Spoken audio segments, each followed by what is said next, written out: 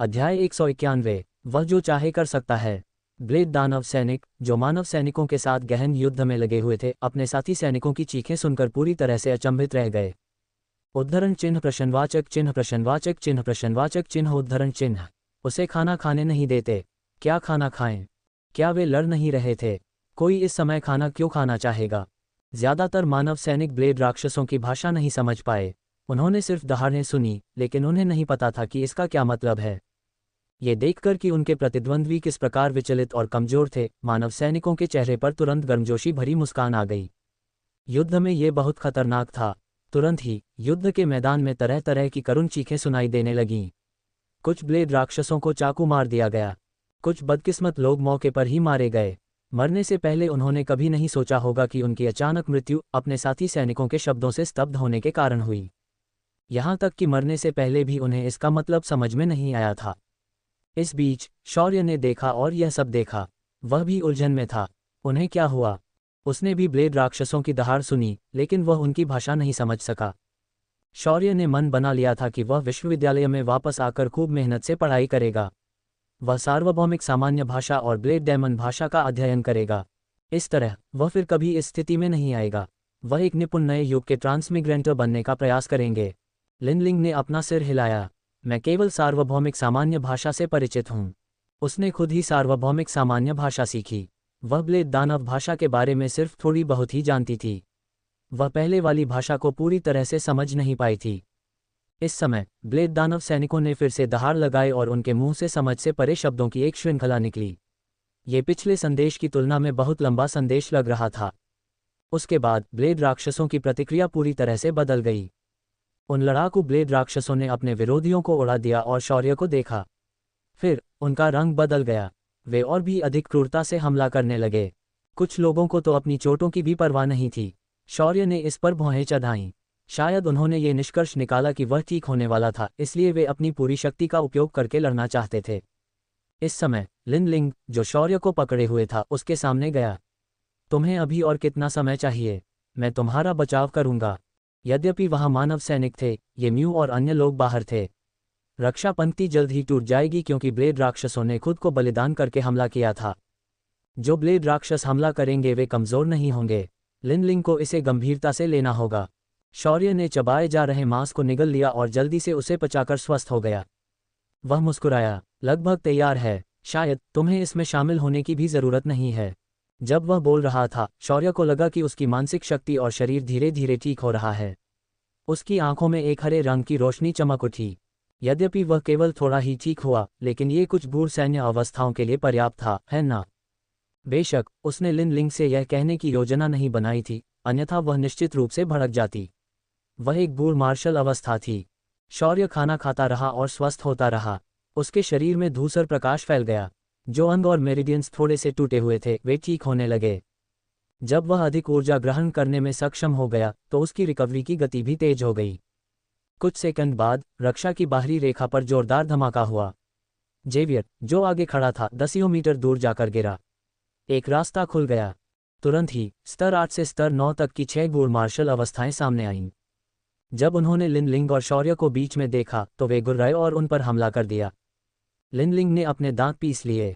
वे बहुत ज्यादा थे, वह उन्हें रोक नहीं सकती थी, लेकिन इसके बावजूद वह उन्हें रोकने की पूरी कोशिश करती। जब वह अपनी जान से लड़ने की योजना बना रही थी, शौर्य की आंखों में एक हरे रंग की रोशनी चमक उठी और लिनलिंग ने अचानक खुद को शौर्य के बगल में पाया। तभी युद्ध के मैदान में एक हल्की हरी हवा बही। गुर्राते हुए ब्लेड दानव सैनिकों ने महसूस किया कि यह अदृश्य लेकिन तेजची उनके शरीर में प्रवेश कर रही है। तुरंत ही उनके आंतरिक अंग पूरी तरह नष्ट हो गए। आक्रमणकारी ब्लेड दानव सैनिकों की गुर्राहटें रुक गईं, क्योंकि उनके शरीर हवा से उड़ गए और 2 पंक्तियों में उल्टे होकर जमीन में गिर गए। लिनलिंग, वह धीरे से घूमी और शौर्य को स्टेक खाते हुए देखा, जबकि उसकी आंखों में हरी रोशनी चमक रही थी। उसने अपना मुंह खोला, लेकिन उसे समझ नहीं आया कि क्या कहे। क्या यह आदमी उसे मौत से डराना चाहता था? शौर्य ने देखा कि लिनलिंग थोड़ा गुस्से में था और मुस्कुराया। क्या मैंने पहले नहीं कहा था?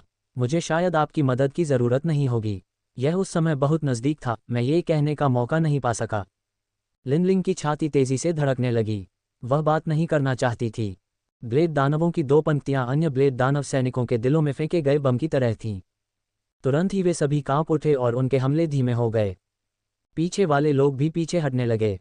वे निराश हो गए। अभी कुछ देर पहले ये राक्षस निश्चित रूप से बुरी तरह घायल और कमजोर था। इसने कितना समय लिया? आखिर उसकी युद्ध शक्ति इतनी जल्दी कैसे बहाल हो गई? ये सही नहीं था। ये म्यू और अन्य लोग, साथ ही मानव सैनिक भी स्तब्ध रह गए। उनकी पीठ शौर्य की ओर थी और इसलिए उन्हें पता नहीं चला कि उसके साथ क्या हुआ। उन्होंने कभी नहीं सोचा था कि शौर्य इतनी तेजी से ठीक हो जाएगा। ये म्यू ने अविश्वास में अपनी आंखें रगड़ीं।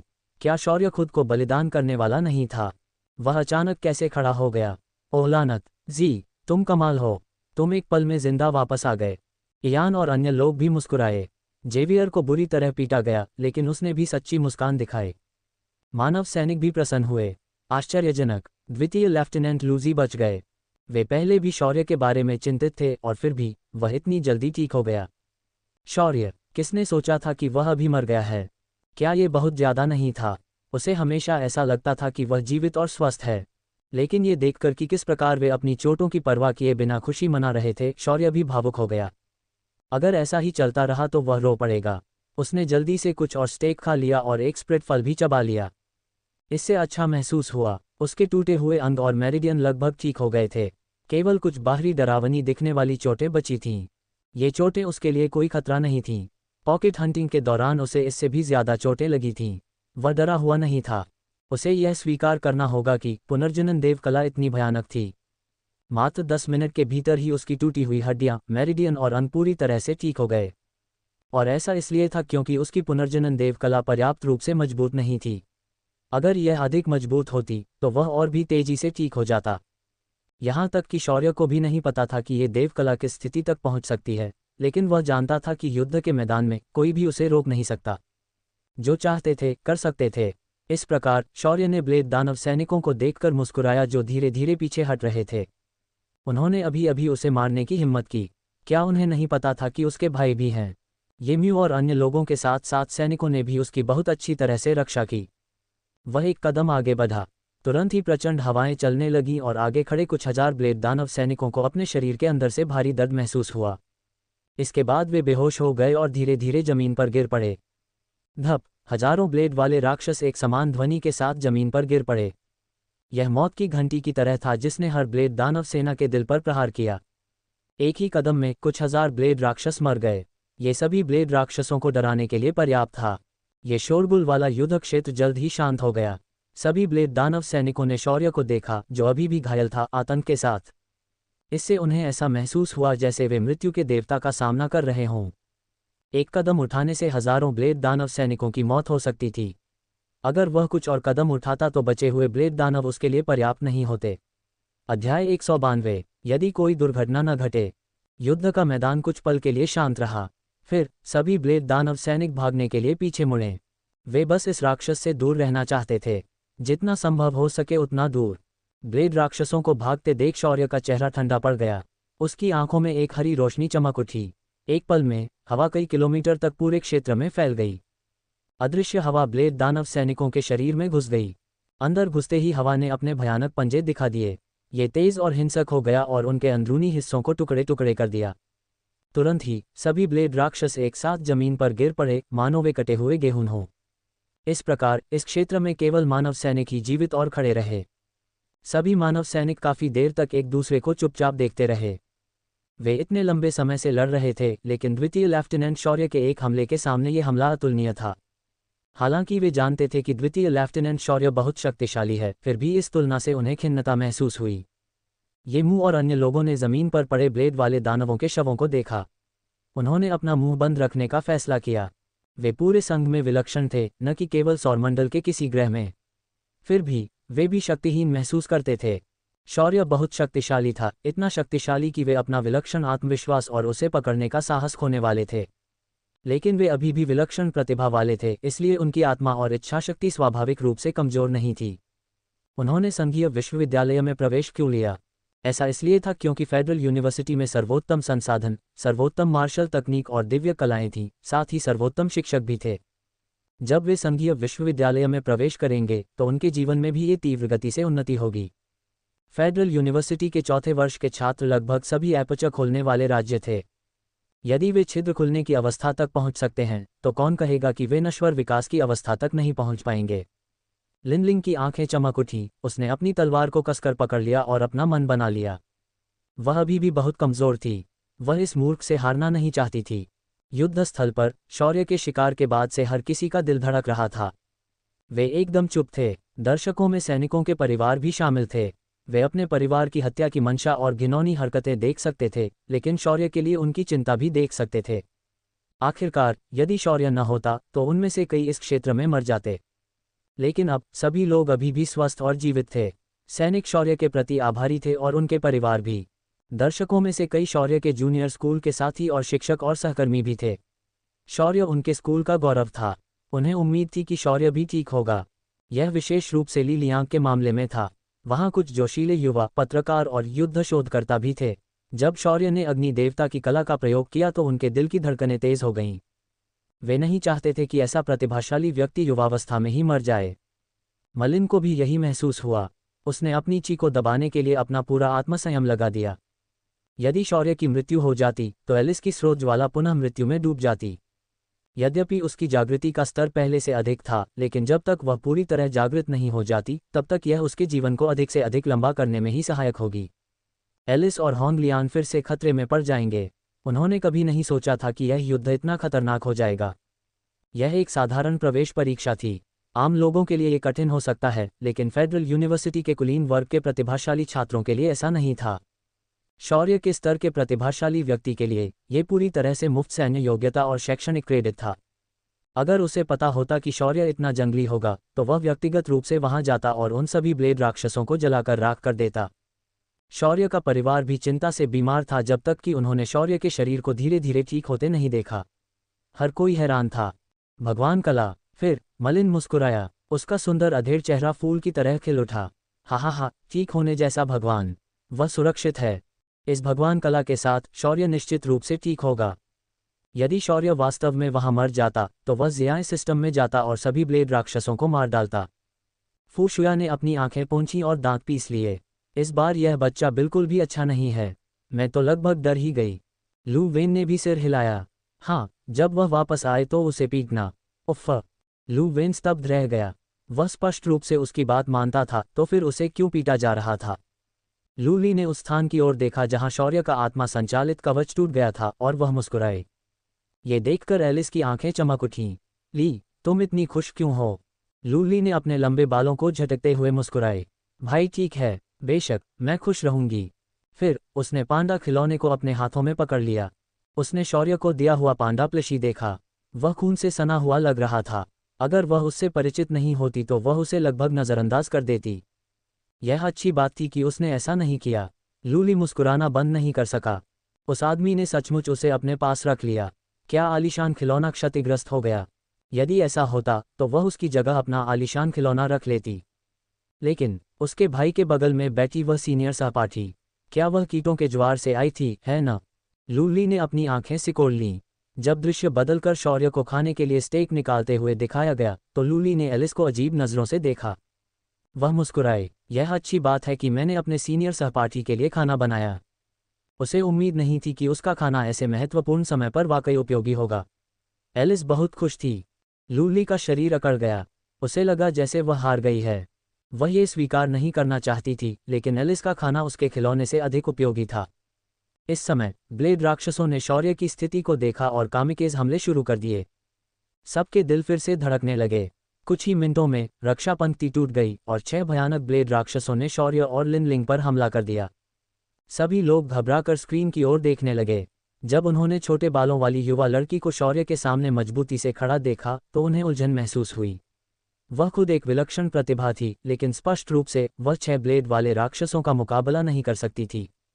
फिर भी वह स्वेच्छा से शौर्य के सामने खड़ी हो गई। लूली भी चकित हो गई। उसे और भी अधिक जटिल महसूस हुआ।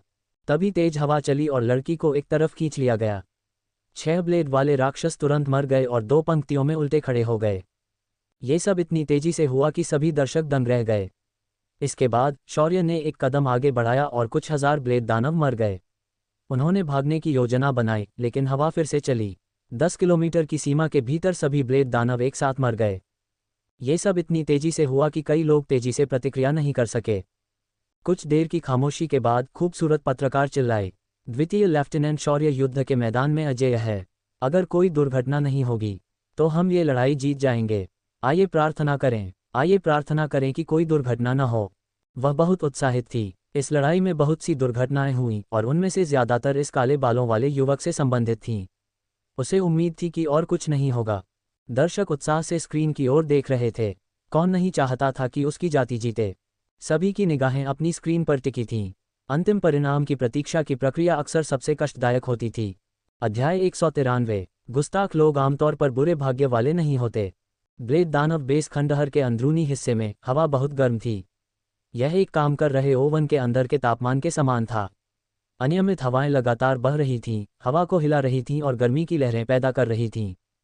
खंडहर के ऊपर दो राक्षस योद्धा तलवार चलाने वाले एक मानव युवक पर हमला कर रहे थे। उनकी टक्कर से चारों तरफ सदमे की लहरें फैल गईं। तेज आध्यात्मिक शक्ति और तलवार की चीनें दसियों किलोमीटर तक फैले पूरे खंडहर को अपनी चपेट में ले लिया। खंडहर से 10 किलोमीटर से अधिक दूर एक स्थान पर जीवंत ब्लेड दानव सेना सभी जमीन पर गिर गई। इस बीच मानव सैनिकों ने खून से लथपथ काले बालों वाले युवक की ओर देखा। उनकी निगाहें प्रशंसा और उत्साह से भरी हुई थीं। दूसरे ब्लेड राक्षस जो पास ही में थे अपनी क्रूर शक्ति खो बैठे। इसके बजाय वे डर से भर गए। ये व्यक्ति तो राक्षस था, है न? अभी अभी 10,000 से ज्यादा ब्लेड डेमन सैनिक मारे गए। अगर ऐसा कुछ और बार हुआ तो क्या वे सब नहीं मर जाएंगे? तुरंत ही उनका मनोबल अत्यंत निम्न स्तर पर गिर गया। इस बीच मानव सैनिकों का मनोबल आसमान छू रहा था। अब अंतर बहुत बड़ा था। दर्द की चीखें सुनी जा सकती थीं और ब्लेड दानव सैनिकों के बीच मौतें होती रहीं। कई ब्लेड राक्षसों ने देखा कि वह राक्षस अपनी बुरी नज़रों से उनकी ओर देख रहा था। अब वे बस पीछे हटना चाहते थे। बेशक वे मानव सैनिकों के सामने कुछ भी नहीं थे। शौर्य ने भयभीत ब्लेड दानव सैनिकों को ठंडी नज़र से देखा। वह शांत दिख रहा था लेकिन अंदर से वह आश्वस्त नहीं था। आखिरकार हालांकि उसकी चोटें थोड़ी ठीक हो गई थीं और उसका जीवन मौत के कगार पर नहीं था, फिर भी उसकी मानसिक शक्ति, आत्मिक शक्ति और शारीरिक शक्ति पूरी तरह से बहाल होने से कोसों दूर थी। यदि उन ब्लेड दानव सैनिकों ने बेजान होकर हमला कर दिया तो क्या उसे पहले की तरह लाल गोले खाने पड़ सकते हैं? उसे बस एक बार ही उस आनंद का अनुभव करने की जरूरत थी। शौर्य दोबारा कोशिश नहीं करना चाहता था। इस प्रकार शौर्य ने अपनी पूरी शक्ति का उपयोग करके ब्लेड राक्षसों की एक लहर को परलोक में भेज दिया। फिर उसने एक शांत मुद्रा बनाए रखी। ये ब्लेड दानव सैनिक वास्तव में डरे हुए थे। शौर्य ने ठंडे दिमाग से स्पिरिट फल का एक टुकड़ा खाया और उसे वापस पाने के लिए गोलाकार वस्तुओं का इस्तेमाल किया। उसे बहुत अच्छा लगा। हालांकि इन स्पिरिट फलों की गुणवत्ता बहुत कम थी। वे तेलुन प्रणाली से आते थे और केवल शरीर को आवश्यक पोषक तत्व ही दे सकते थे। ऐसा कहा जाता है कि हाई स्टार स्पिरिट आइटम आपके सभी दोस्तों को तुरंत ठीक कर सकते हैं। यह उनका वर्तमान पुनर्जनन देव कला के उच्च शैली संस्करण के समान होगा। कुछ आत्मिक वस्तुएं एक बार इस्तेमाल करने पर किसी को सीधे ग्रह अवस्था में पहुंचा सकती हैं। शौर्य भी एक चाहता था। हालांकि ये पता नहीं था कि महासंत के पास वे चीजें हैं या नहीं। अगर होती भी तो वह उसे वहन नहीं कर पाता। ये सोचकर शौर्य को लगा कि वह बहुत गरीब है। उसकी खुशी का एहसास निराशा में बदल गया। अधिक मुक्त मानव सैनिक दूर के युद्ध क्षेत्रों में शामिल हो गए और जल्द ही ब्लेड राक्षस टूट गए। शौर्य मानव सैनिकों का समर्थन करते हुए ठीक होते रहे। शौर्य से प्रेरित होकर येम्यू और अन्य लोग और अधिक पागलपन से लड़ने लगे। ये शैक्षणिक अंक और सैन्य योग्यता थी। यह उनके लिए एक संसाधन था। उनके परिवार काफ़ी संपन्न थे लेकिन फेडरल यूनिवर्सिटी में ऐसी चीज़ें थीं जो उनके पास नहीं थीं। बेशक ये परिवर्तन हवा में मौजूद शक्तिशाली प्राणियों की नज़रों से बच नहीं सका। ब्लेड दानवों ने यहाँ तक महसूस किया कि नांगोंग जिंग से भी बदतर प्रतिभा के लिए कुछ आध्यात्मिक धातु खोना एक अच्छा सौदा था। उनके हृदय में महानता की भावना उमड़ पड़ी जब उन्होंने देखा कि जब मनुष्यों को लोगों को बचाने का प्रयास करने से रोका गया तो वे कितने परेशान हो गए थे। यहाँ तक कि वे मनुष्यों को और अधिक परेशान करने के लिए उन पर हमला भी करते रहे। फिर भी जब उनके सैनिक सामूहिक रूप से मर गए तो ये ब्लेड राक्षस चकित हो गए। वे अविश्वास से इसे देखने लगे। यह क्या था? हालात ऐसे क्यों होंगे? शक्तिशाली मनुष्य भी दंग रह गए। आखिरकार उन्होंने सोचा कि शौर्य की मदद शायद संभव नहीं थी। फिर भी शौर्य अभी भी इसे बना सकता है और ब्लेड दानव सैनिकों की एक और बड़ी लहर काट सकता है। ब्लेड दानव प्रतिभाशाली लोगों की धीरे धीरे लुप्त होती मुस्कान को देखकर सभी मनुष्य मुस्कुरा उठे। हम इतने सारे राक्षस कैसे मर गए? क्या मैंने कोई गलती की? आओ गोगोबेट, वे तुम्हारे सैनिक हैं। तुम्हें अच्छी तरह से देखना होगा। लिनकून घावों और खून से लथपथ था। हालांकि खून नहीं गिरा बल्कि उसके शरीर में फिर से समा गया। इस समय उसे लगा कि यह दृश्य हास्यास्पद है। उसका प्रतिद्वंद्वी अविश्वास से जमीन की ओर देख रहा था। इस बीच सुनहरे बालों वाली नांगोंग जिंग हंस पड़ी। हा, लिन कून सही कह रहा है। सिसिलिया, जल्दी करो, जाकर अच्छे से देखो। वह इतनी डरी हुई थी कि शौर्य मरने वाला था। आमतौर पर निर्लज लोग अच्छे भाग्य वाले होते हैं, क्योंकि यदि वे ऐसा न करते तो वे इतने लंबे समय तक जीवित नहीं रह पाते। जहां तक लुओ बिंगकिंग और लुइसा का सवाल है, उन्होंने राहत की सांस ली और बहुत अच्छा महसूस किया, लेकिन उन्होंने अपना धैर्य बनाए रखा और मजाक नहीं करना शुरू किया। अब उन्हें बस मुस्कुराने की जरूरत थी। सिसिलिया की आंखों में चमक आ गई। यह असंभव है, इस प्रतिक्रिया से उस बच्चे को बहुत ज्यादा चोट लगनी चाहिए थी। सिसिलिया को उम्मीद थी कि उसके सैनिक उस प्रतिभाशाली व्यक्ति को मार देंगे और फिर वह नांगोंग जिंग को ताना मारने के लिए उसका शव ले जाएगा। हालांकि चीजें स्क्रिप्ट के अनुसार नहीं हुईं। ब्लेड राक्षसों के चेहरे बदल गए। उन्हें एहसास हुआ कि नीचे कोई भी इस मानव बच्चे के हमले को रोक नहीं सकता। यह अच्छा नहीं था। अगर ऐसा ही चलता रहा तो क्या उनकी पूरी सेना नहीं गिर जाएगी। उन्होंने 2 ब्लेड दानव चमत्कारों के बारे में सोचा जिन्हें जियान शाओनिंग ने रोक दिया था। जब उन्होंने पीछे मुड़कर वहां की स्थिति देखी तो उनके मुंह में हंसी आ गई। 2 ब्लेड वाले राक्षस दहाड़ते रहे और मानव पर हमला करते रहे। हालांकि मानव कौतुक की कुछ 100 तलवार चीज ने एक तलवार गठन बनाया। वह गठन का केंद्र था और तलवार चीज बिना रुके आती रही। तलवार ची मुख्य रूप से बचाव के लिए थी। ऐसा लग रहा है कि उन्हें सफलता पाने में 1 घंटा लगेगा। ब्लेड दानव के शक्तिशाली प्राणी अवाक थे। दुश्मन के सुदृढ़ीकरण और हमारे सुदृढ़ीकरण के बीच यही अंतर था। वे दानव महल को रिपोर्ट करेंगे कि ये दोनों मूर्ख संसाधनों की बर्बादी कर रहे थे। सिसिलिया और अन्य लोगों ने एक दूसरे की ओर देखा और फिर ठंडे स्वर में कहा, इस बार हम हार स्वीकार करते हैं। युद्ध बंद करो। नांगोंग जिंग और बाकी लोग दंग रह गए। फिर लिन कून हंसा। हा, युद्ध बंद करो, तुमने सच में ऐसा कहा। फिर उसने अपने होंठ ऊपर उठाए। इस बार अपने किसी सैनिक के इस ग्रह से चले जाने के बारे में भी मत सोचना। यदि वे ऐसा करते तो वे एक बार फिर स्पिरिट मेटल के लिए लड़ने के लिए वापस आते। अगर ऐसा है तो उन्हें क्यों जाने दिया जाए। उन्हें तो मरना ही होगा। अपने सैनिकों की लगातार हो रही मौत को देखकर सिसिलिया का चेहरा उदास हो गया और वह नांगोंग जिंग और अन्य लोगों को घातक निगाहों से देखने लगा। तुम अंत तक लड़ने की योजना बना रहे हो। अध्याय 194। निराश। उनका बेस उड़ा दिया गया, उनकी स्पिरिट मेटल लूट ली गई और सबसे बड़ी बात यह कि वह प्रतिभाशाली बच्चा जो मुख्य अपराधी था मरा नहीं था। इनमें से प्रत्येक बात ने ब्लेड राक्षसों को अत्यंत निराश कर दिया, लेकिन फिर भी वे इसे सहन कर सके। हालांकि अगर ये कुछ लाख ब्लेड दानव सैनिक मर गए तो यह उनके लिए संभालने के लिए बहुत ज्यादा होगा। इस ग्रह पर केवल यही सैनिक थे। यदि यह एक योग्य मृत्यु थी तो ये ठीक था, लेकिन यदि वे उस मानव द्वारा जानवरों की तरह मारे गए तो उनके सभी उच्च स्तरीय नेताओं को भारी अपमान का सामना करना पड़ेगा और यहाँ तक कि उन्हें अपने पद खोने का भी खतरा हो सकता है। तब उनके संसाधन अत्यंत कम हो जाएंगे। उन बदकिस्मत लोगों को और भी बड़ी सजा मिलेगी।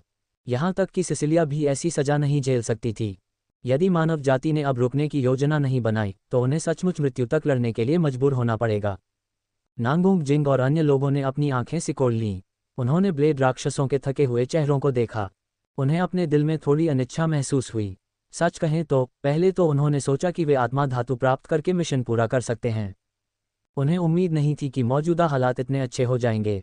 यदि ऐसा ही चलता रहा तो शायद केवल कुछ ही शक्तिशाली ब्लेड राक्षस ही पीछे रह जाएंगे। लेकिन अगर वे उस हद तक लड़े तो उन्हें काफ़ी नुकसान भी उठाना पड़ेगा। यह इसके लायक नहीं था। आखिरकार अब तक उन्हें बहुत बढ़त हासिल थी। अगर यह आगे बढ़ता और उनके पक्ष के कुछ लोग मारे जाते तो यह इसके लायक नहीं होता। उन्हें बस यही अफसोस था कि उन्होंने इस स्थिति के लिए तैयारी नहीं की। अगर उन्होंने तैयारी की होती तो शायद वे लड़ते रह सकते थे। इस समय बूस्ट डेरी की अंतिम चमक दिखाई दी। उसने दिखाया कि वह क्या सोच रहा था। अगर तुम बस ऐसे ही रुकना चाहते हो तो ये हमारे लिए बहुत मुश्किल है। देखो, हमने भी अपनी तरफ से भारी कीमत चुकाई है। परामर्श दो। सिसिलिया। ये सुनकर उसका काला चेहरा बैंगनी हो गया। ये पुरानी बात रुकना चाहती थी। हर पल रुकने का मतलब था हजारों सैनिकों की मौत। कुल कितने सैनिक थे? उस बदमाश से कहो कि रुक जाए, नहीं तो हम मरते दम तक लड़ेंगे। सिसिलिया की ची उठ गई। अगर और सैनिक मर गए तो उसके पास वापस जाने का साहस नहीं होगा। वह यही मौत से भी लड़ सकता है। इसके साथ ही दूसरे ब्लेड वाले दानव की ची भी अस्थिर हो गई। अंतरिक्ष स्वयं विकृत होने लगा। नांगोंग जिंग और अन्य लोगों ने ये देखा तो उनके चेहरे बदल गए। अगर ये ब्लेड दानव वाकई मौत से लड़ने की योजना बना रहे थे तो भले ही वे बच भी जाएं, लेकिन नीचे के सभी लोग मर जाएंगे। उन्हें अभी रुक जाना चाहिए। इस बीच युद्ध के मैदान में शौर्य ने एक स्प्रिट फल खत्म किया और एक और स्टेक निकाला। उसकी चोटें काफ़ी हद तक ठीक हो चुकी थीं। उसकी शक्ति अभी पूरी तरह से ठीक नहीं हुई थी, लेकिन वह अभी भी छिद्र खोलने की प्राथमिक अवस्था में शक्ति का प्रयोग कर सकता था। इस युद्ध के मैदान पर कोई भी ब्लेड दानव उसे रोक नहीं सकता था। शौर्य को लगा कि वह इतना अजेय हो गया है कि वह अपना नाम भी भूल गया। उसकी आंखों में एक हरे रंग की रोशनी चमक उठी और युद्ध के मैदान में हवा बहने लगी, जिससे मानव सैनिकों को ब्लेड दानव सैनिकों पर हमला करने में मदद मिली। उन्होंने शक्तिशाली ब्लेड राक्षसों को मार डाला और कमजोर राक्षसों को पास के सैनिकों के लिए सैन्य योग्यता प्राप्त करने के लिए छोड़ दिया। आखिरकार उसके लिए यह बात मायने नहीं रखती थी कि उसके पास थोड़ी बहुत सैन्य योग्यता है या नहीं। उन्हें लगा कि इस बार उन्होंने जो कुछ भी किया है, उसके बाद प्रथम लेफ्टिनेंट के पद पर पदोन्नत होना कोई समस्या नहीं होगी। शौर्य को याद आया कि जब वह पहली बार जागा था तो वह एक दूसरे दर्जे का सैनिक था और वह प्रथम लेफ्टिनेंट के पद तक पहुंचने के लिए काफ़ी उत्साहित था। लिनलिंग ने देखा कि शौर्य ठीक हो गया था और इस प्रकार उसने येम्यू और अन्य लोगों की तरह एक बूढ़ मार्शल राज्य स्तर 9 से लड़ने के लिए चार्ज किया। अधिक से अधिक ब्लेड दानव सैनिकों ने अपनी जान गंवा दी और जमीन पर गिर गए। जो लोग प्रसारण देख रहे थे वे खुशी से खुद को रोक नहीं सके। यदि ऐसा ही चलता रहा तो पूर्वी मोर्चे को सभी ब्लेड दानव सैनिकों को मारने में अधिक समय नहीं लगेगा। एक युद्ध मोर्चे पर विजय प्राप्त करने के बाद अन्य मोर्चों पर विजय प्राप्त करना केवल समय की बात थी। मुक्त किए गए सैनिक अन्य मोर्चों की लड़ाई में शामिल हो जाएंगे। टिप्पणी अनुभाग में फिर से हलचल मच गई। जाओ दूसरे लेफ्टिनेंट लूजी। द्वितीय लेफ्टिनेंट शौर्य को संभवतः इस युद्ध के बाद एक युवा ड्यूक के रूप में नियुक्त किया जाएगा, है ना? शक्ति के मामले में वह अभी भी थोड़ा पीछे है ना? लेकिन ये सब इस बात पर निर्भर करता है कि उच्च अधिकारी क्या सोचते हैं। इससे कोई फर्क नहीं पड़ता कि दूसरे लोग क्या कहते हैं। मुझे लगता है कि सुंदर भाई शौर्य बहुत मजबूत है। मैं अब उसका प्रशंसक हूँ। युवा ड्यूक को नश्वर विकास राज्य शक्ति की आवश्यकता है। शौर्य की वर्तमान शक्ति अभी तक नहीं है, लेकिन इस युद्ध में उसने जो किया उसके साथ युवा ड्यूक के रूप में नियुक्त होने का मौका है। युवा ड्यूक सिर्फ एक उपाधि नहीं थी। अगर आप युवा ड्यूक बन जाते हैं तो आपको पूरे संघ से भरपूर संसाधन मिलेंगे। इसका मतलब ये था कि संघ वास्तव में आपको मानवता के भविष्य के स्तंभ के रूप में तैयार कर रहा था। लगभग हर उच्च स्तरीय संघीय अधिकारी कभी युवा ड्यूक था। युवा ड्यूक स्तर के प्रतिभाशाली खिलाड़ी हर साल नहीं दिखते, यहाँ तक कि संघीय विश्वविद्यालय के कुलीन वर्ग में भी नहीं। कोई भी समझ सकता है कि यह कितना कठिन है। शौर्य बहुत प्रतिभाशाली था, लेकिन वह बहुत छोटा था और पर्याप्त रूप से मजबूत नहीं था। हालांकि उसने बहुत बड़ी सैन्य योग्यता हासिल की, लेकिन यह अनिश्चित है कि वह एक युवा ड्यूक बन पाएगा या नहीं। इस समय एक ठंडी आवाज़ निकली। सभी ब्लेड दानव सैनिक रुकें। एक और खुशी भरी आवाज़ सुनाई दी। सभी मानव सैनिक रुकें, हमने ये युद्ध जीत लिया है। ये सुनते ही उन ब्लेड दानव सैनिकों ने तुरंत रुकना तय किया। ब्लेड दानव सैनिकों को घेरने वाले मानव सैनिक चकित हो गए। उनकी आंखों में हत्या का इरादा और कुछ भ्रम था। उन्होंने चारों ओर देखा और उन्होंने केवल ब्लेड दानव सैनिकों को देखा। फिर उनकी उलझन उत्साह में बदल गई। हम जीत गए, वे खुद से और अपने साथी सैनिकों से यही पूछ रहे थे। धीरे धीरे वे मुस्कुराए और दहाड़ने लगे। हम जीत गए, हम जीत गए। उनके अधिकांश कवच टूट चुके थे और उनके शरीर खून से लथपथ थे, जो उनके और ब्लेड राक्षसों दोनों के थे। इनमें से अधिकांश द्वितीय लेफ्टिनेंट शौर्य की सुरक्षा के कारण थे। उन्हें इस बात का बिल्कुल भी अफसोस नहीं था। सेकंड लेफ्टिनेंट शौर्य के बिना वे शायद पहली लहर में ही मर गए होते। और द्वितीय लेफ्टिनेंट शौर्य ने उन्हें काफ़ी सैन्य योग्यता प्रदान की। दूसरे युद्ध क्षेत्रों से आए सैनिक भी दहाड़ उठे, हम जीत गए।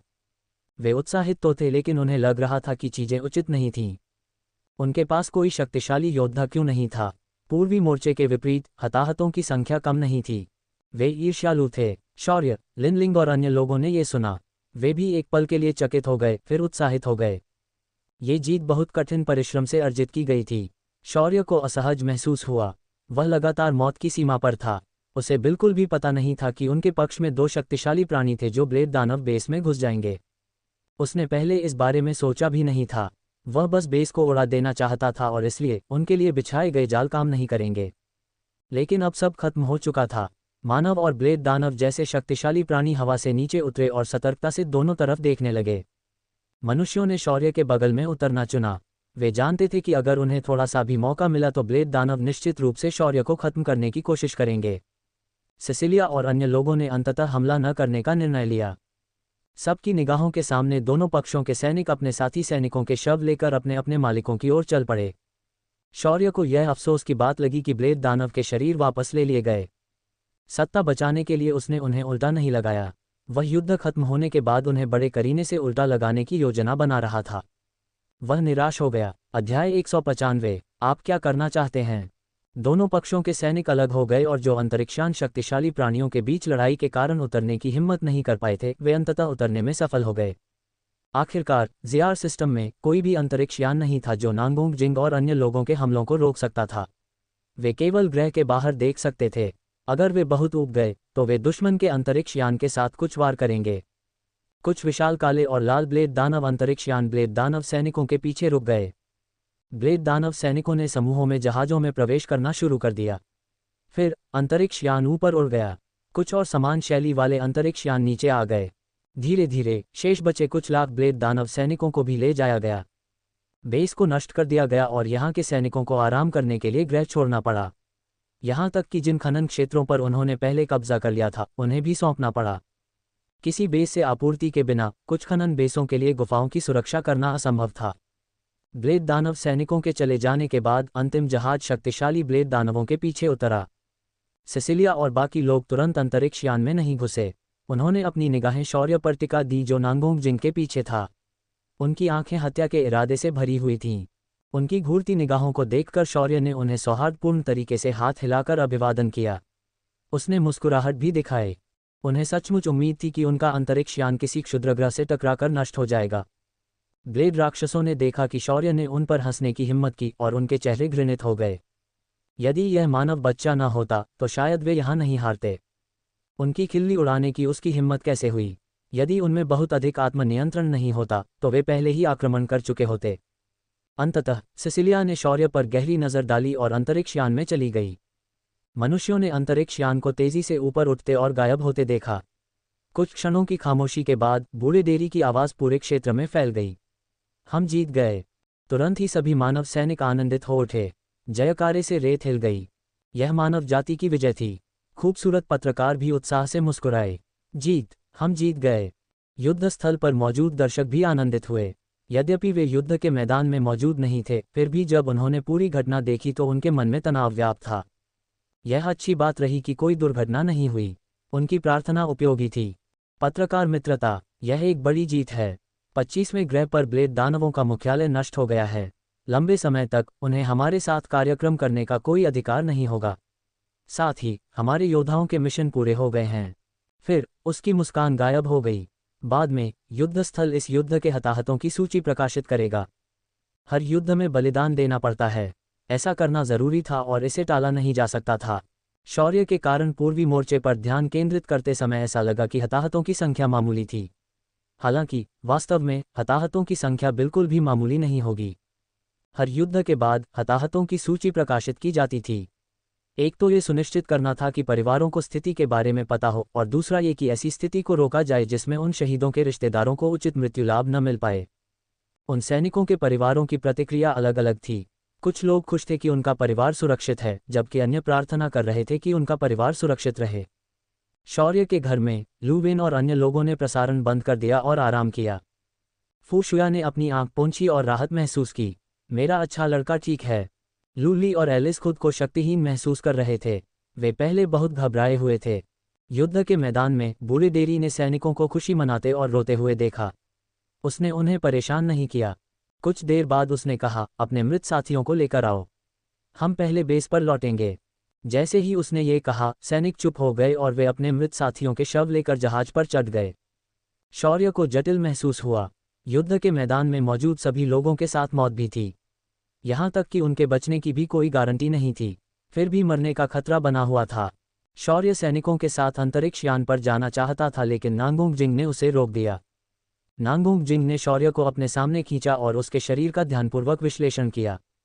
ये जानने के बाद कि वह थोड़ा कमजोर लग रहा था और उसे कुछ मामूली चोटें भी आई थीं, उसने राहत की सांस ली। उसने अंकल मलिन से वादा किया। उसे भरोसा था कि शौर्य ठीक है। इस बार इस बच्चे ने बहुत ही कमाल कर दिखाया। इससे उसे भी गर्व हुआ। वह इस बच्चे की टीचर बनने वाली थी। नांगोंग जिंग बहुत उत्साहित थी और उसने शौर्य के कंधे को थपथपाया और मुस्कुराई। बुरा नहीं है बेटा, इस बार तुम्हारी योग्यता बहुत बड़ी है। तुम्हारे शिक्षक को तुम पर गर्व है। शौर्य को लगा कि उसके कंधे पर टी-रेक्स ने थपकी दी है। थपकी से उसका शरीर कांप उठा और उसका कंधा सुन्न हो गया। वह अवाक रह गया। सौभाग्य से वह वही था। अगर वह लिनलिंग होती तो वह थपकी से कुचल जाती। इस समय उसके आत्मा द्वारा संचालित कवच में दरार की आवाज आई। नांगोंग जिंग के थपथपाने से यह अंततः टूट गया और शौर्य का रक्तरंजित शरीर दिखाई दिया। उस पर अभी भी काले कपड़े का एक टुकड़ा था। तेज हवा चलने लगी और उसके शरीर पर बंधे काले कपड़े के टुकड़े थोड़े हिलने लगे। उद्धरण चिन्ह अल्पविराम उद्धरण चिन्ह। माहौल बहुत अजीब हो गया। शौर्य, वह खुद को शांत करने के लिए एक स्पिरिट फल खाना चाहता था। अरे वाह, ये टी-रेक्स कौन सी नस्ल का था? शक्तिशाली प्राणी। लिनलिंग और अन्य दस्ते के सदस्यों, साथ ही कुछ सैनिकों ने भी देखा। उनकी आंखें बहुत पैनी थीं। शौर्य को ऐसा महसूस हुआ कि उसके रोंगटे खड़े हो रहे हैं। उसे बहुत शर्मिंदगी महसूस हुई जब इतने सारे लोग उसे देख रहे थे। उसने बिना किसी भाव के अपने स्टोरेज रिंग से कपड़ों का एक सेट निकाला और उसे पहन लिया। फिर उसने हैरान नांगोंग जिंग को देखा, जिसका हाथ अभी भी बाहर था। नांगोंग जिंग भी थोड़ी शर्मिंदा लग रही थी। उसने अपना सिर खुजलाया। आह, हा, यह आत्मा द्वारा संचालित कवच बहुत अस्थिर है। आप एक नया कवच ले सकते हैं। मैं आपको एक फोजिंग मास्टर से मिलवाऊंगा। वह आपके लिए एक कवच बनाएगा। शौर्य का मुंह हैंग गया। उसका आत्मा शक्ति से संचालित कवच पहले से ही टूटने वाला था। क्या उसे इस बात का कोई अंदाजा नहीं था कि उसका पंजा कवच को पूरी तरह से कुचल देगा? इस समय लिन कून ने सीटी बजाई। बच्चे, तुम्हारा शरीर काफी अच्छा है। शौर्य ने तुरंत लिन कून की ओर सतर्कता से देखा। यह आदमी क्या करना चाहता था? उसने अजीब लेकिन विनम्र मुस्कान दिखाए। उसे समझ नहीं आया कि क्या जवाब दे। लिनलिंग ने आंखें घुमाईं। भाई, तुम क्या करना चाहते हो? लिन कून की मुस्कान सख्त हो गई। वह अजीब तरह से हंसा। मैं बस इस बच्चे के साथ खिलवाड़ कर रहा हूं। फिर उसकी आंखें चमक उठीं। वैसे शौर्य, तुम प्रोडिजी बैरक में क्यों नहीं आओगे? तुम्हारी सैन्य योग्यता और प्रदर्शन के आधार पर तुम्हें यहां आना चाहिए। केवल यहां ही तुम अपनी उत्कृष्टता दिखा सकते हो।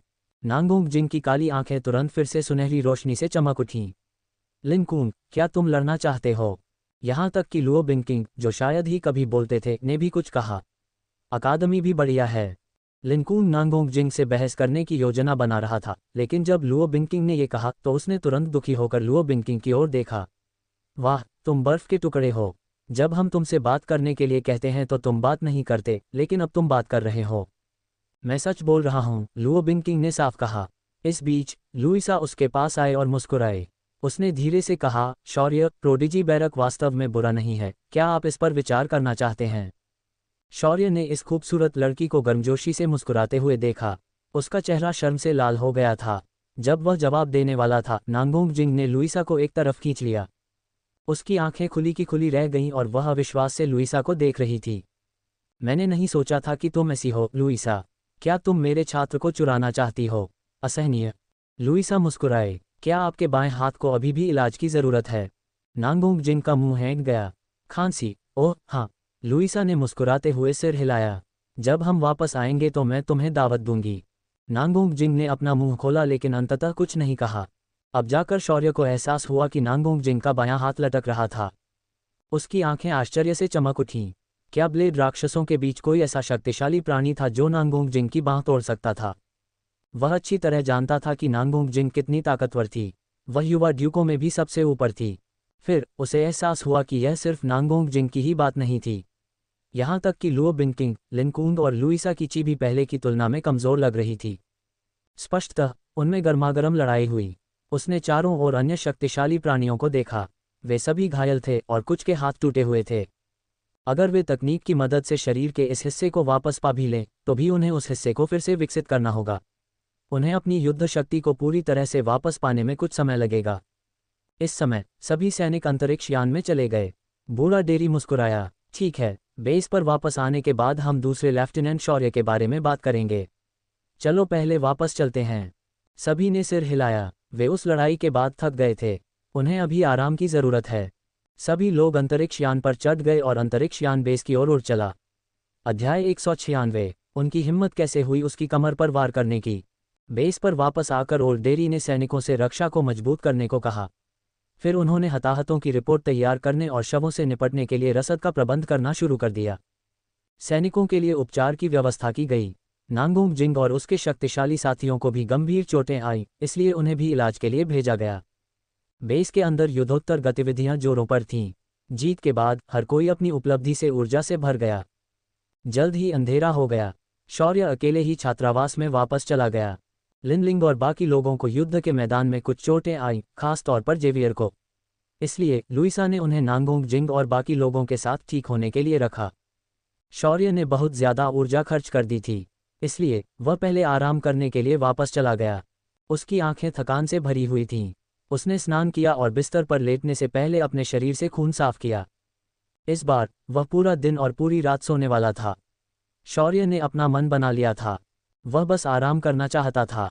वह बहुत थका हुआ था। शौर्य ने अपनी आंखें बंद कर लीं और उसकी चेतना अंधकार में डूब गई। इसी समय हल्की हवा बही और घास मिट्टी की गंध उसके नथुनों में घुस गई। उसने धीरे से अपनी आंखें खोलीं। आसमान साफ नीला था और उसके चेहरे पर गर्म धूप की किरणें पड़ रही थीं। हालांकि उसे कोई गर्मी महसूस नहीं हुई। उसका चेहरा उदास हो गया। इस समय उसे अच्छा महसूस नहीं हो रहा था। वह लगभग भूल ही गया था कि वह हर रात में प्रवेश करेगा। शौर्य रोना चाहता था। युद्ध के मैदान पर अपने कष्टदायी अनुभव के बाद वह बस सोना चाहता था। लेकिन आराम करने का अवसर मिलने के बजाय उसे में भेज दिया गया, जहां उसे बड़े मालिकों द्वारा पीटा गया। शौर्य अवाक रह गया। उस सींग वाले युद्ध घोड़े ने बिजली के देवता की कला का इस्तेमाल करके हत्या की। यह एक दर्दनाक मौत हो सकती है। उस छिपकली और काले बाघ बॉस ने लोगों को थप्पड़ मारने के लिए पंजे का इस्तेमाल किया। ये भी दर्दनाक होगा। इस बारे में सोचते हुए शौर्य को एहसास हुआ कि केवल नीले पक्षी मालिक का ही शिकार के प्रति अच्छा रवैया था। ये सिर्फ एक पवन ब्लेड था। यही सबसे अच्छा विकल्प लग रहा था। क्या उसे नीले पक्षी मालिक की तलाश करनी चाहिए और मौत की तलाश करनी चाहिए? उसे बस अपनी आंखें बंद करने की जरूरत थी और वह जेबकतरी के आयाम से बाहर निकलकर अच्छी नींद का आनंद ले सकेगा। इस समय उसे अचानक ची का विस्फोट महसूस हुआ। ये धीरे धीरे मजबूत होता जा रहा था। शौर्य, ओहो, यह एहसास, यह एक नए जन्मे बॉस की ची है। शौर्य तुरंत ऊर्जावान हो गया। वह अब मरना भी नहीं चाहता था। वह एक नए जन्मे बॉस का अवसर कैसे छोड़ सकता था? शौर्य को लगा कि हाल ही में हुई लड़ाई के कारण वह और अधिक शक्तिशाली हो गया है। अंकल मलिन ने उन्हें बताया कि मानव शरीर में 810 छिद्र होते हैं। उनमें से 360 मुख्य छिद्र हैं। यदि आप लेव खोल दे रहे हैं तो आपको नश्वर विकास की स्थिति तक का मौका मिलेगा।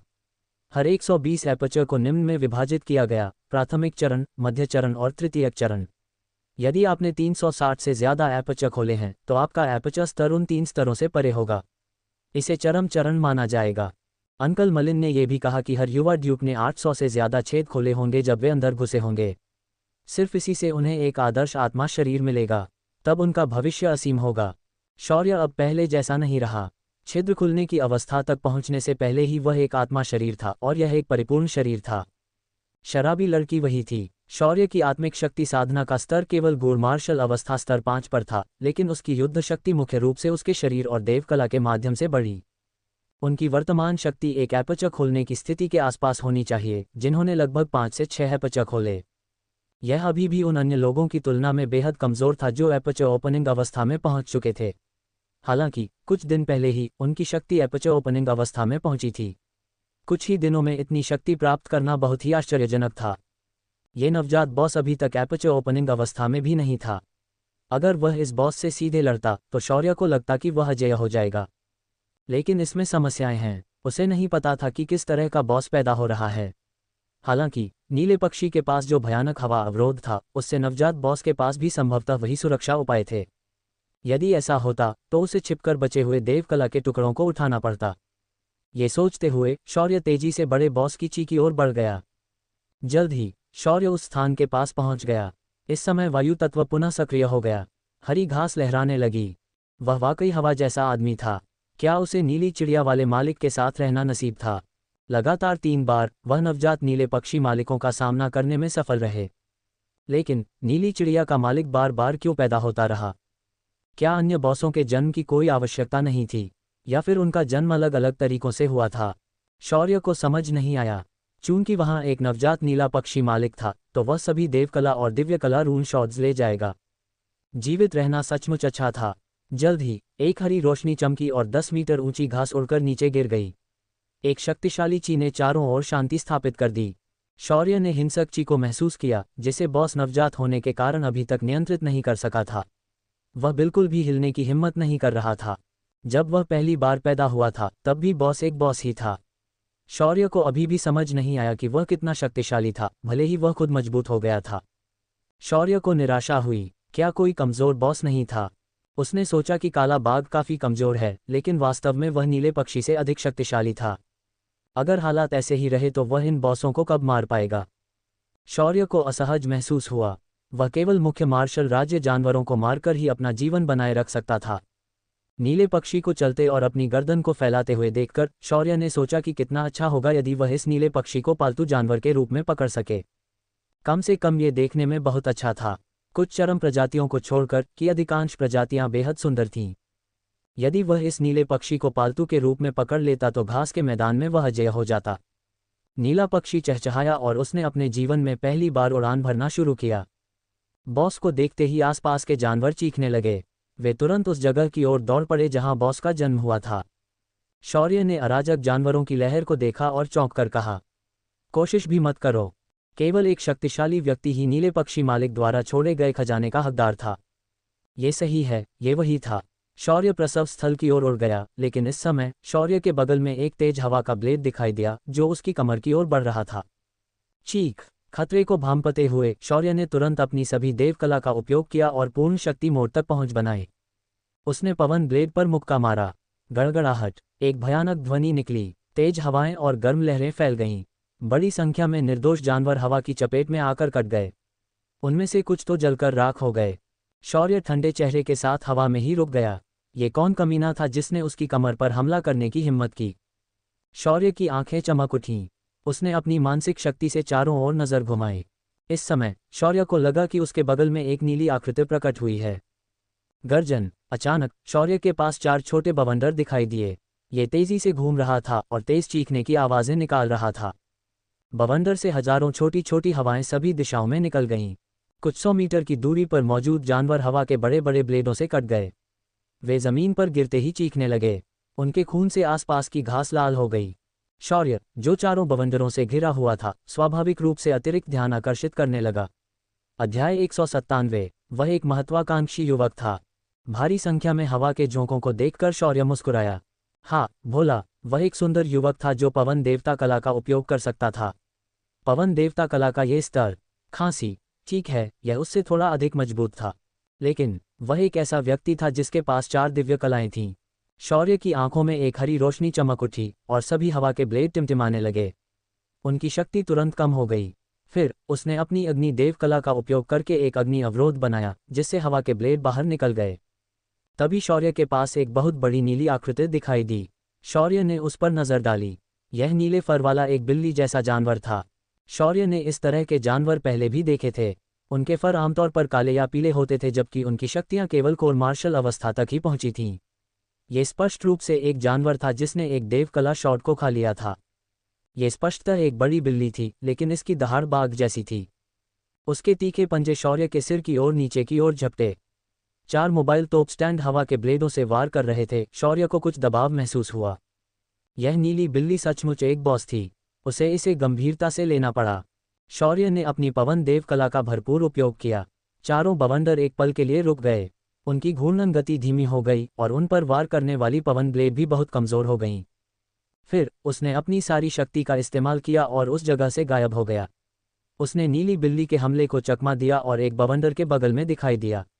जब उसने बवंडर को कुचला तो हवा और आग ने उसकी दाहिनी मुट्ठी को घेर लिया। गड़गड़ाहट! बवंडर फट गया। हवा के ब्लेड और आग की लहरें चारों तरफ फैल गईं और आसपास की घास को उड़ा ले गईं। इससे बाकी 3 बवंडर भी अस्थिर हो गए। इसी समय दूर पर एक भयानक विस्फोट हुआ। बिजली और आत्मा की शक्ति बढ़ गई। शॉकवेव को उसके बाजू में भी महसूस किया जा सकता है। गर्जन, चीख, शौर्य, अरे वाह, क्या ये सिर्फ एक भगवान की कला का टुकड़ा नहीं था?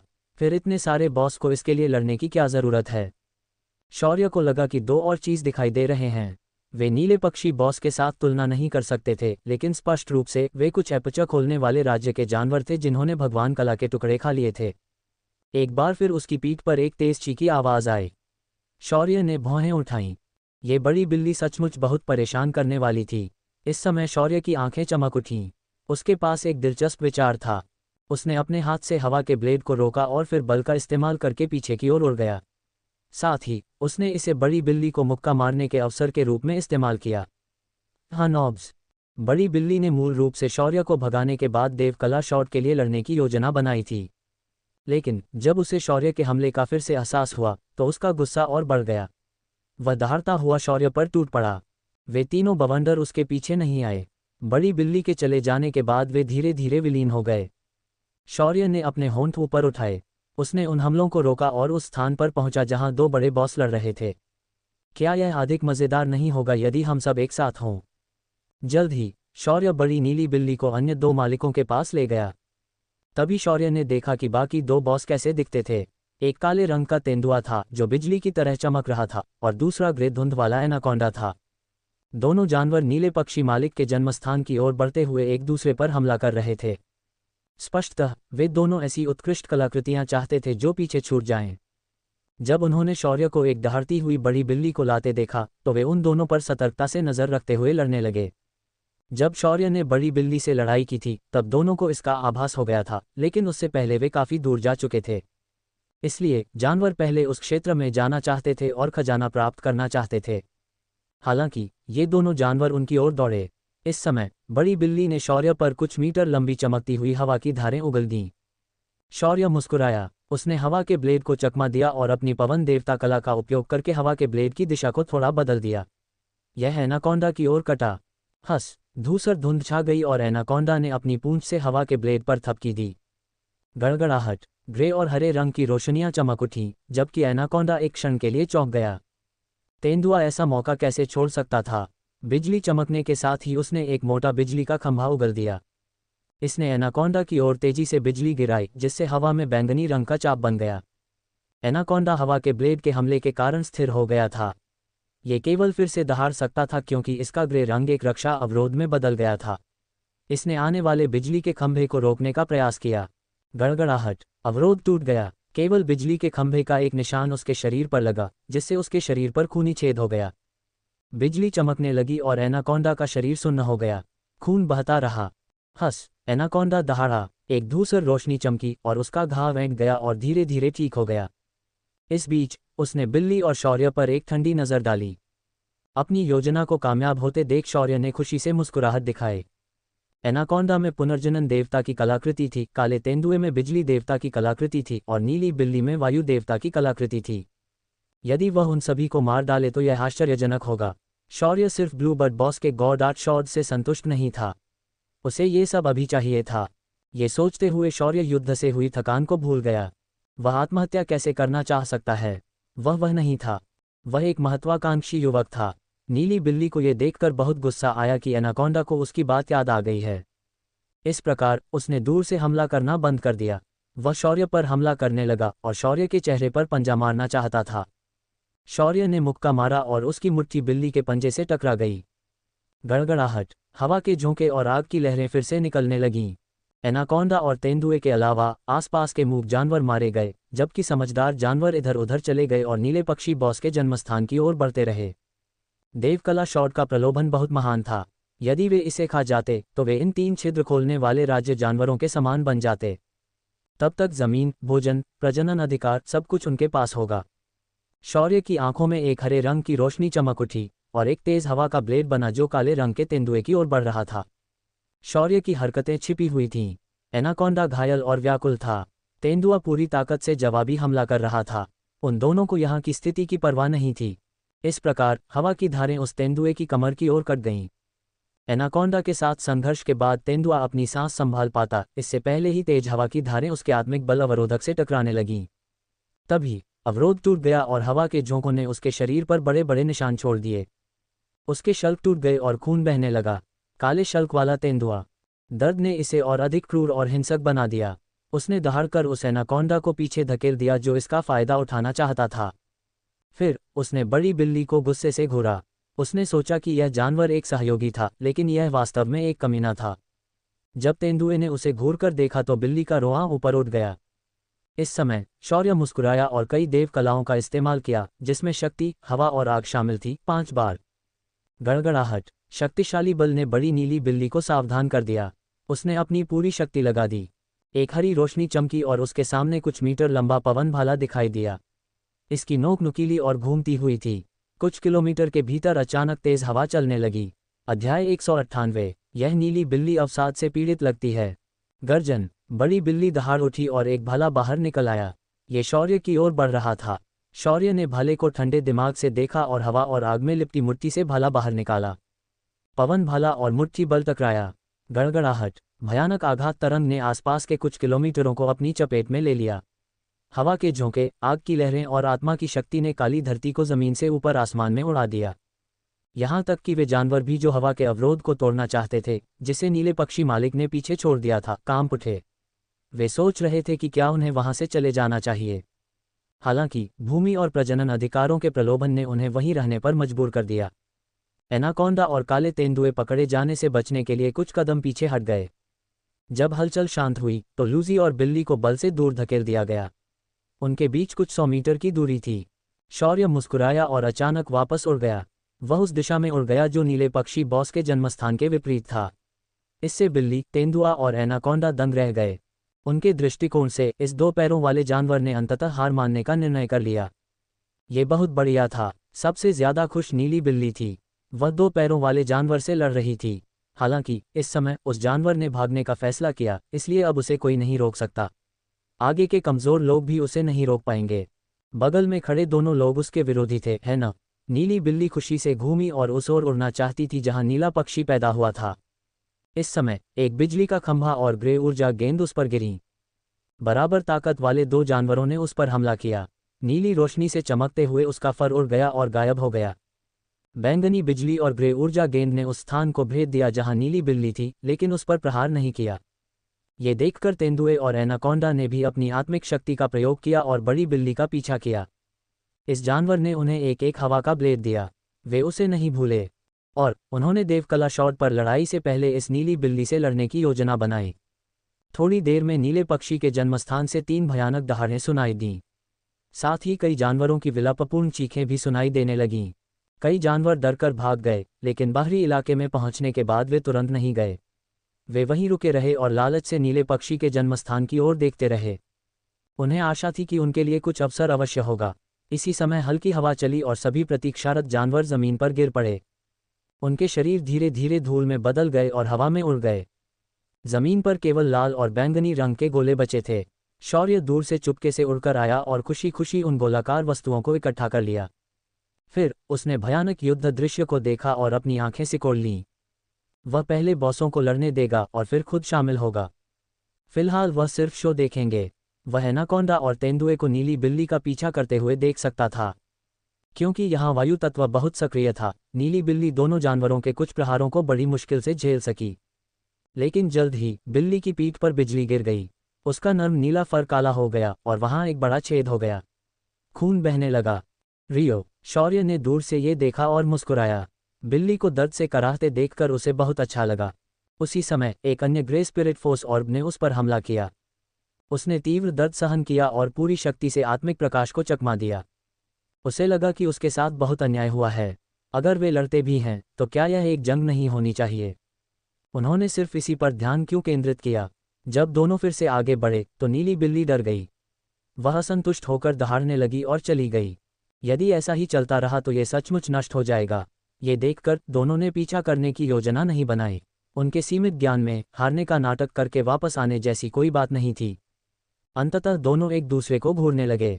वे दहाड़ते हुए वायु अवरोध की ओर बढ़ते हुए एक दूसरे पर पुनः आक्रमण करने लगे। यद्यपि उनके पास कोई वायु देवता कला नहीं थी, फिर भी वायु अवरोध का उन पर सीमित प्रभाव था। शौर्य चुपके से दूर झाड़ी में छिप गया और देखने लगा। जब उसने नीली बिल्ली को जाते देखा तो वह तुरंत उसके पीछे भागा। चूंकि वह घायल थी और कोई जानवर उसका पीछा नहीं कर रहा था, इसलिए बिल्ली तेजी से नहीं उड़ी। शौर्य ने उसे बहुत जल्दी पकड़ लिया। वह चोटों से भरा हुआ था और कमजोर होकर आगे की ओर उड़ रहा था। वह काफी निराश लग रहा था। शौर्य तब तक उसका पीछा करता रहा जब तक वह नीले पक्षी मालिक के जन्मस्थान से इतनी दूर नहीं पहुंच गया कि बाकी 2 उसे देख न सकें। फिर वह मुस्कुराया। ये बिल्ली अवसाद से पीड़ित लगती है, क्यों न इसे परलोक भेज दिया जाए। उसने अपनी पूरी शक्ति का इस्तेमाल किया और अपनी सारी देवकला का इस्तेमाल किया। फिर शौर्य जमीन से उछलकर भाग गया। गड़गड़ाहट, एक जोरदार विस्फोट हुआ और एक विशाल उथली-खाई उभर आई। शौर्य तुरंत नीली बिल्ली के पास आ गया। हवा और आग ने उसकी मुट्ठी को ढक लिया। जहां भी मुट्ठी का बल गया, हवा विकृत हो गई। नीली बिल्ली को एक घातक खतरे का आभास हुआ और उसका फर फट गया। गर्जन। इसने पहले भी इस हमले का सामना किया था, लेकिन तब यह अपने चरम पर नहीं था। एक नीली रोशनी चमकी और उसके बगल में 12 जीवंत हवा के ब्लेड दिखाई दिए। वे मुट्ठी बल की ओर बढ़े। गड़गड़ाहट। लगातार 12 धमाके सुने गए। आसपास की जमीन को एक बार फिर जोता गया। शौर्य को थोड़ा आश्चर्य हुआ कि उसकी मुट्ठी का बल अवरुद्ध हो गया था। उसने पहले भी पूरी ताकत लगा दी थी। उसे लगा कि यह बिल्ली अब और नहीं संभाल पाएगी। फिर भी जीने की उसकी इच्छा इतनी प्रबल थी। फिर भी शौर्य उसे जीवित नहीं रहने दे रहा था। बिल्ली की चीख और भी कमजोर हो गई थी। उसकी पीठ पर बने बड़े से छेद से भारी मात्रा में खून बहने लगा।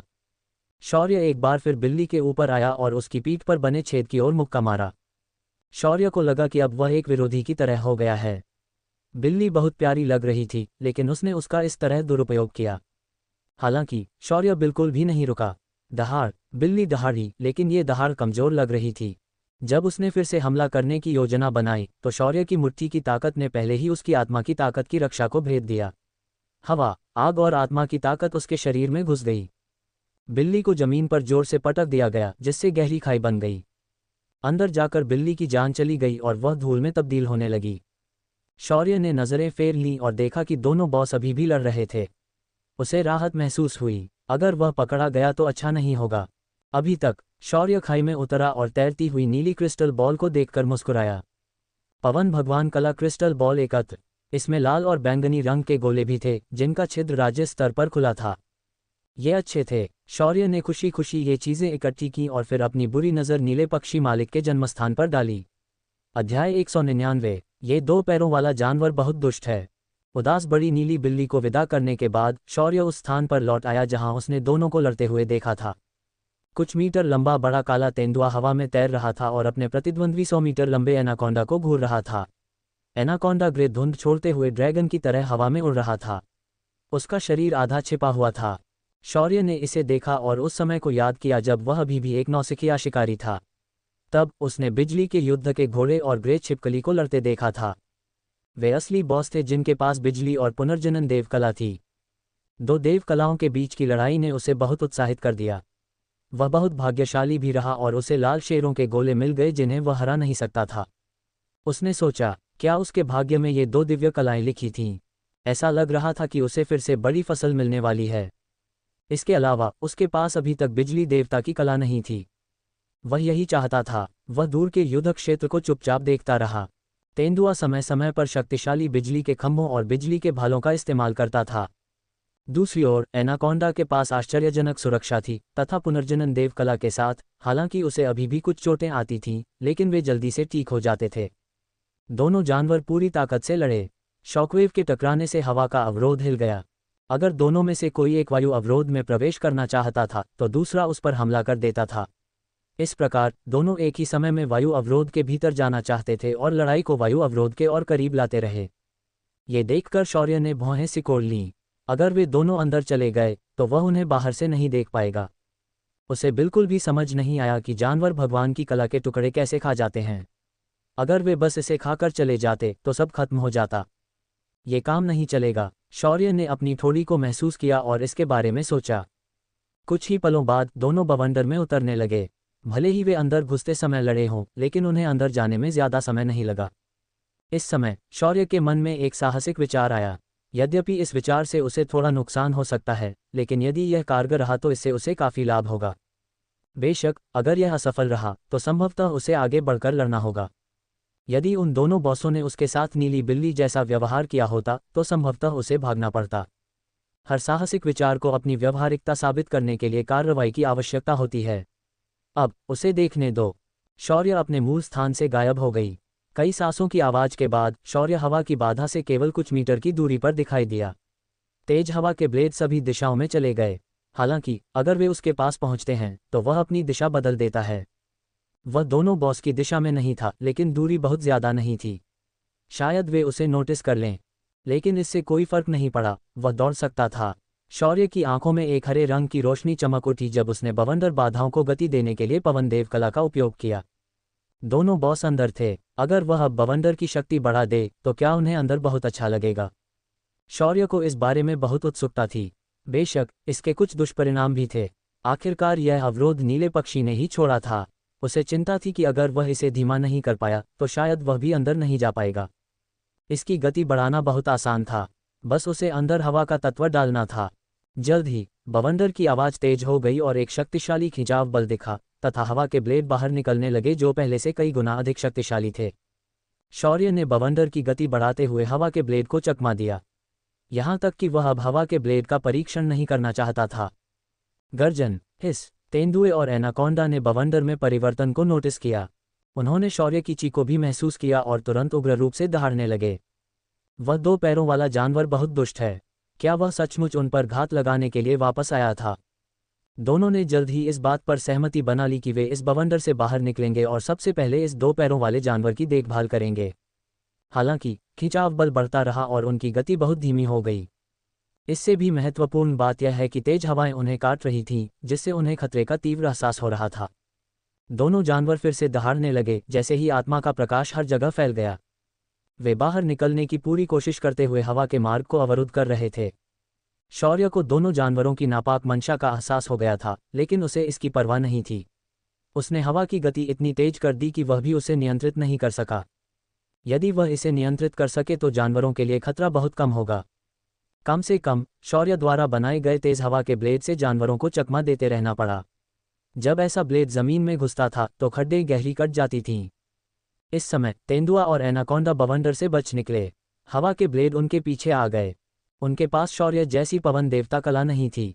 हवा के खिंचाव के कारण उनकी गति बहुत कम हो गई थी और वे ऐसी हवा की ब्लेडों से बिल्कुल भी बच नहीं सकते थे। इस प्रकार दोनों तनाव में आ गए और भागते समय पवन ब्लेडों का सामना करने लगे। यदि वे और धीमे होते तो उन्हें लगता कि वे टुकड़ों में काट दिए जाएंगे। चीख, अल्पविराम। दोनों जानवरों ने अपनी पूरी ताकत लगा दी और आखिरकार सबसे मजबूत खींचने वाली ताकत की सीमा से बाहर निकल गए। वे फिर से आगे बढ़ सकते थे, लेकिन उनके शरीर से अभी भी खून टपक रहा था। हवा के झोंकों ने उनकी आत्मिक शक्ति की रक्षा को तोड़ दिया और उनके मजबूत शरीर पर गहरे और लंबे निशान छोड़ दिए। खून बाहर निकल आया और हवा के साथ अंदर खींच लिया गया। वे सांस लेने के लिए हौंफते हुए कमजोरी से हवा में तैर रहे थे। शौर्य को घूरते हुए उनकी आंखें रक्त लाल हो गईं।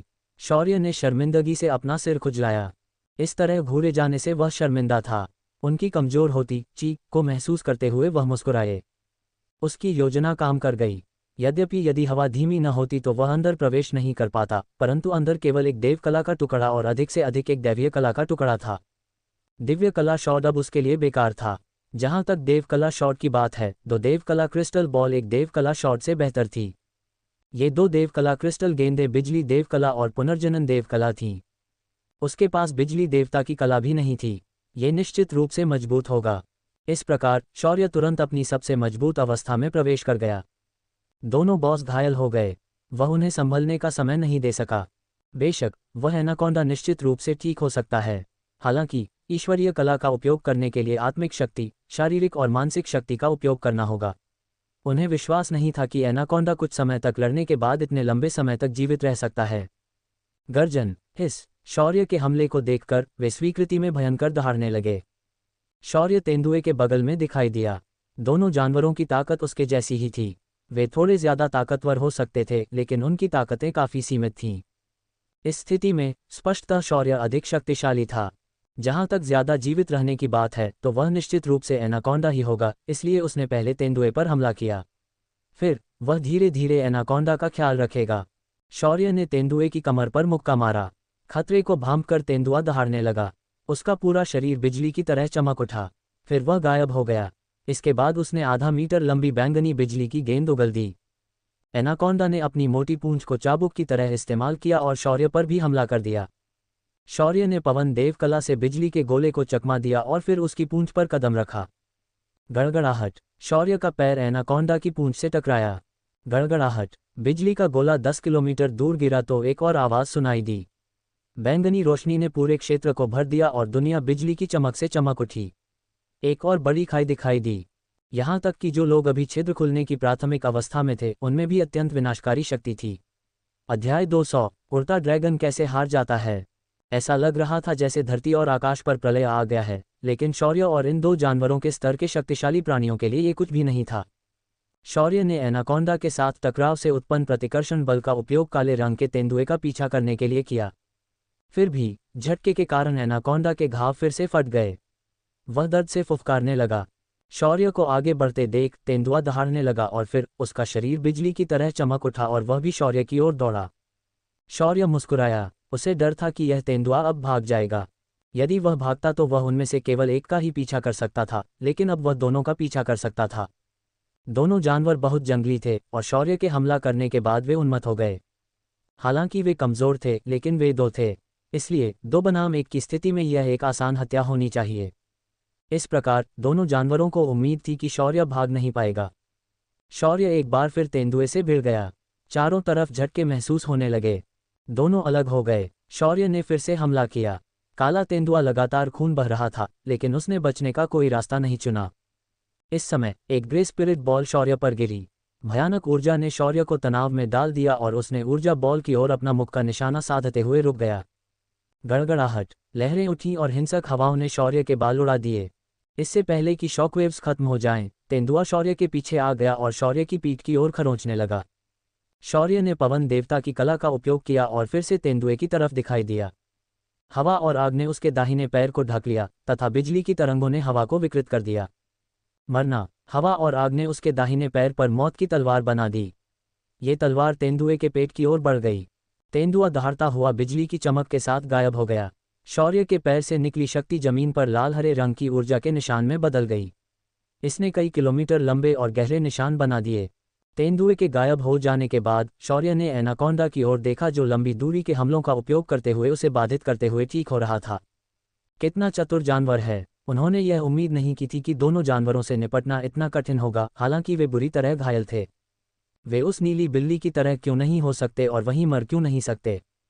उसके दाहिने हाथ के एक इशारे से कुछ मीटर ऊंचा ज्वलंत बवंडर एनाकोंडा की ओर बढ़ चला। वह इसे पुनः प्राप्त करने और हस्तक्षेप करने नहीं दे रहा था। यह सचमुच अनुचित था। शौर्य फिर से गायब हो गया और हवा में एक और विस्फोट और गर्जना हुई। इससे पहले कि ज्वलंत बवंडर एनाकोंडा के पास पहुंचता, उसे उसके आत्मिक बलगोले ने उड़ा दिया। हवा में शौर्य ने अपनी पूरी ताकत लगाई और तेंदुए के साथ करीबी मुकाबला किया। वह चोट के लिए चोट से लड़ रहा था। आखिरकार उसके पास पुनर्जनन देवता की कला थी और वह तेंदुए से अधिक समय तक जीवित रहेगा। यदि वह तेंदुए के पास चिपक गया तो भले ही एनाकोंडा ने हमला किया, लेकिन हमला उन दोनों पर ही होगा। कुछ ही सेकंड में दर्जनों झड़पों की आवाज़ें सुनी जा सकीं। मैदान पूरी तरह से बर्बाद हो गया। एक और संघर्ष के बाद तेंदुआ चीखने लगा और उसका खून हवा में फैल गया। एनाकोंडा अब और विरोध नहीं कर सका। हालांकि वह अभी थोड़ा संभला था, फिर भी वह आगे बढ़ गया। ऐसा महसूस हुआ कि यह हाथापाई की लड़ाई में काफ़ी मजबूत था। शौर्य के भी काफ़ी घाव थे। कुछ खून के निशान थे और कुछ बिजली गिरने से जले हुए काले निशान थे। हालांकि शौर्य को इसकी परवाह नहीं थी।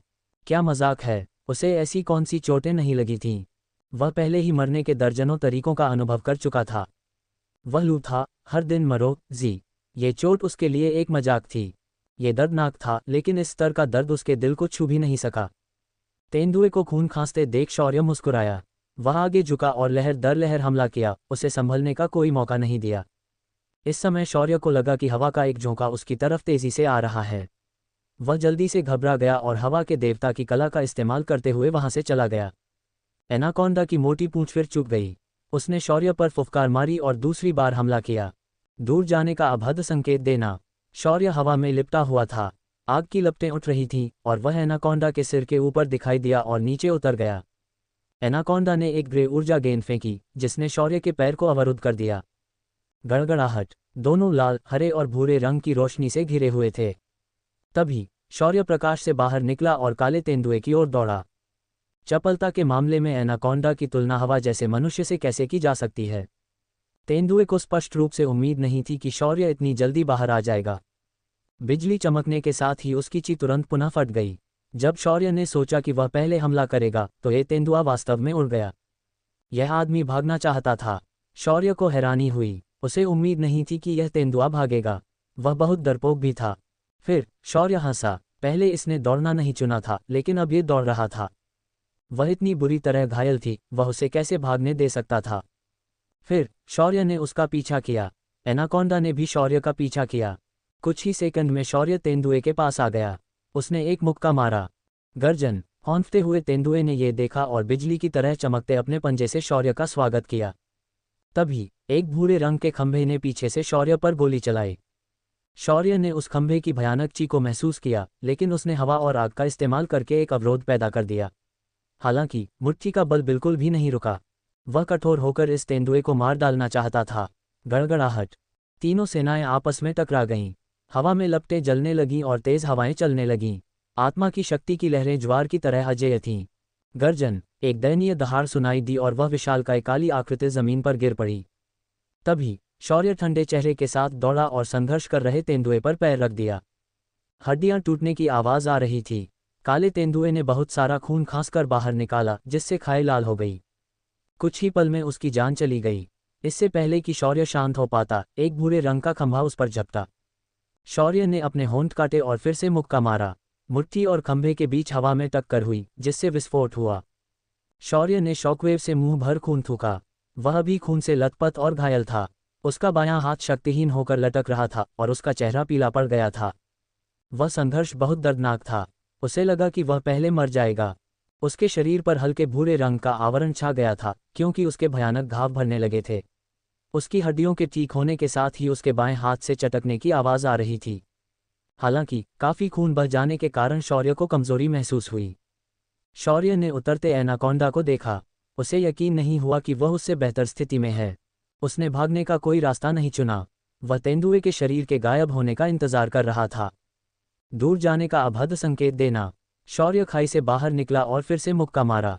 दोनों में झड़प हुई और दोनों को वापस भेज दिया गया। शौर्य ने नज़र घुमाई और देखा कि रोशनी के गोले दिखाई दे रहे थे। उनमें से एक बिजली का क्रिस्टल बॉल था। ये बहुत सुंदर लग रहा था। वह जल्दी से खाई में गया और राहत की सांस लेने से पहले गोले एकत्र किए। उसे बिजली के देवता की कला क्रिस्टल बॉल मिली। अब शौर्य ने एनाकोंडा पर अपनी बुरी नज़र डाली। यह एकमात्र बचा हुआ एनाकोंडा था। हालांकि उन दोनों के पास पुनर्जनन देव कला थी, लेकिन एनाकोंडा के पास जो था वह उससे ज्यादा शक्तिशाली लग रहा था। हालांकि उसकी चोटें भी ज्यादा गंभीर थीं। शौर्य को लगा कि वह ज्यादा समय तक टिक सकता है। वह हार नहीं सकता था। जब शौर्य ने हमला करने की योजना बनाई तो दूर आकाश में एक पत्थर भेदने वाली चीख सुनाई दी। री। शौर्य और एनाकोंडा एक साथ अकड़ गए। दोनों ने भागने की योजना बनाई। अरे वाह, बॉस वापस आ गया। भागो भागो। उसे अब देव कलाओं की आवश्यकता नहीं थी। इससे पहले कि वे भाग पाते, वे तेज हवा के झोंकों में डूब गए। फिर उसकी आंखें काली हो गईं और वह पुनः छात्रावास में आ गया। दर्द के कारण शौर्य मछली की तरह कांपने लगी। वह जितने भी बॉसों को जानता था, उनमें से नीला पक्षी बॉस नौसिखियों को सबसे अधिक धमकाना पसंद करता था। और उत्थान भगवान कला, वह एक और भगवान कला क्रिस्टल बॉल मिल सकता था। वह इसे याद रखने वाला था।